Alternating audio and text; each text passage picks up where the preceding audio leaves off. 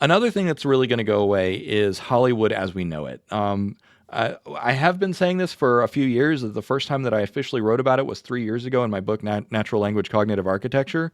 People said I was crazy back then. People have called me insane and worse as recently as just a few months ago when I said that Hollywood as things have been done, like it's coming to a close. Now that's not to say that practical effects and on-set films are going to go away. My wife and I have been watching like Andor and Book of Boba Fett, and practical effects really, really hold up. There will always be a place for the art of practical effects and actors on screen. However, the vast majority of digital entertainment will be AI generated before too long. And by the way, fully AI generated stuff will look as good as the practical effects and as good as the real life actors. In the same way that going to the symphony orchestra hasn't gone away, you just have other ways of consuming classical music.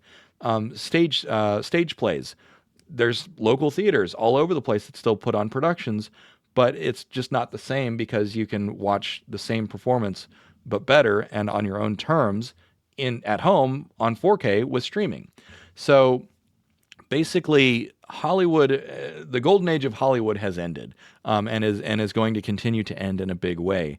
With that being said, because humans are humans, celebrity culture will still be a thing. We'll still be obsessed with actors and singers and affairs and scandals and those sorts of things. That's not going away.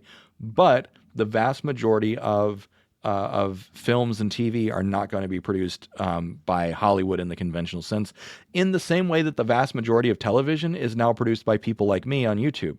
Cable TV is a tiny, tiny fraction of the total amount of digital, information that is consumed.